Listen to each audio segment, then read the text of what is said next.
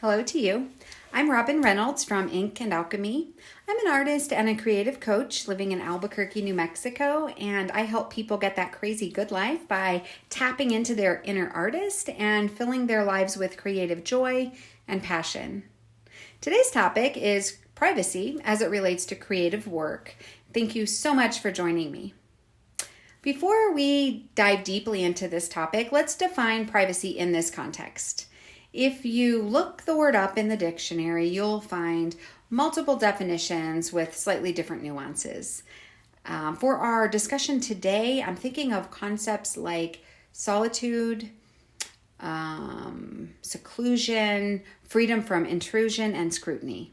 So although you may see some other definitions out there, primarily around surveillance and concealment, those are not applicable to our topic, so we're going to push them aside and just stick with those three: solitude, seclusion, and freedom from scrutiny.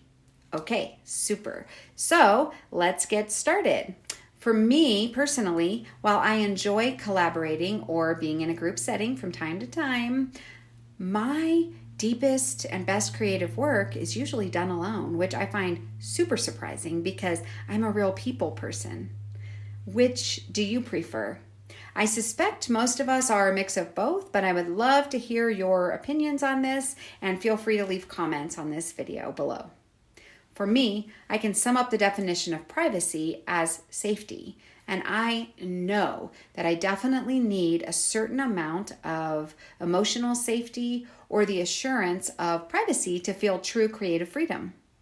I would dearly hope that we all feel safe to express ourselves using art, but I know for sure that this is not always the case, because I was a closet creative for the majority of my life, until I was almost 40, actually. And I've experienced many situations, particularly early in my life as a child and a younger adult, in which it really did not feel safe to leave my work in a place where others might find it, or to even talk about some of my interests or artistic influences. At that time in my life, I hadn't yet discovered my love for visual art, and I was primarily a writer. I think it would be easy to be cavalier and think, well, if a situation isn't safe in any of its contexts, then perhaps we shouldn't be in it. That makes sense, of course, theoretically, but life isn't always that simple or that black and white. And many situations really have a lack of safety that is subtle and coupled with other positive things, which make it sort of hard to separate and see clearly. As I alluded to a moment ago, children or young people just don't even get to choose where they live or who they are surrounded by. So there are some other factors that can affect people of any age and keep them stuck, like lack of resources, lack of finances, etc. I know for myself that I'm often creating to work my way emotionally and intellectually through a situation or a solution, and this takes time. In the meantime, there you are, still in that situation. So sometimes leaving a situation isn't possible or reasonable, and creative work could be a critical lifeline. I know it was for me. For a multitude of reasons, privacy is always a balance with the relationships and other elements in our lives. In order to throw everything on the page, I need to be carefree and at ease. This is a much easier thing for me now during this period of my life because I live alone and I do have complete privacy and safety.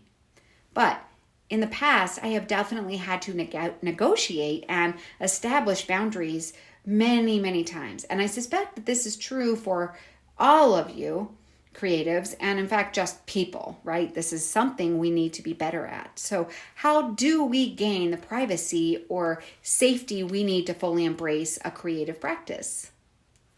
One of the most direct ways to do this is to just ask for it from your family and friends. Because this is so direct, it's easy in one sense, but it's also really, really difficult if this kind of communication is new to either party. For some, it could feel aggressive if they aren't used to this type of clarity. Everyone's situation is different, of course, but here are a few very oversimplified examples. Mom, I really enjoy the time we spend together, but I've realized that I need a little more time alone to work on my songwriting. I'm going to set aside 1 hour every evening to do this, and I'll have my door closed at 7 p.m. Please don't interrupt. Here's another.